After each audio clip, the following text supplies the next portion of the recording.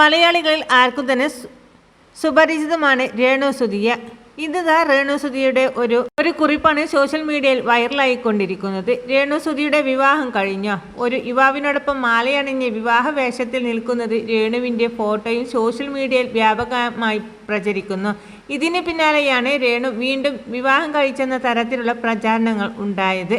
ഇപ്പോൾ ഇതിന് മറുപടി നൽകുകയാണ് രേണു.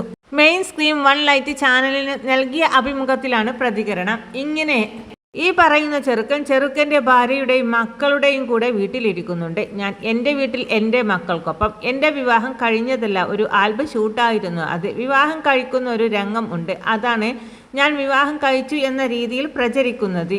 അതിപ്പോൾ 5ാമത്തെ ആളാണ്. ആദ്യം ദാസേട്ടൻ്റെ പേരിലായിരുന്നു ഇത്തരത്തിൽ ഒരു പ്രചാരണം വന്നത്. ഞാൻ ദാസേട്ടൻ്റെ കൂടെ ഇൻറ്റിമസി സീൻ എന്തുകൊണ്ട് ചെയ്തു എന്ന് ചോദിച്ചാൽ എൻ്റെ മനസ്സിൽ ഇൻറ്റിമറ്റ് സീൻ ചെയ്യുന്നൊരു നടി ഉണ്ടായിരിക്കും. ചിരിക്കുന്നു.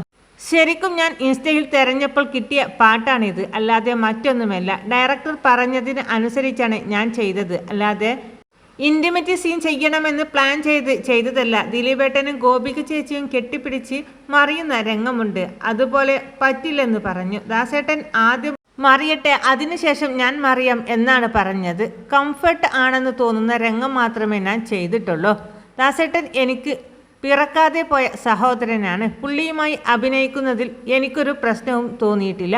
ഞാൻ വളരെ കംഫർട്ടാണ്. ദാസേട്ടൻ എന്നെ പെങ്ങളുട്ടി എന്നാണ് വിളിക്കുന്നത്. ആത്മാർത്ഥമായിട്ടാണെന്ന് എനിക്ക് അറിയാം.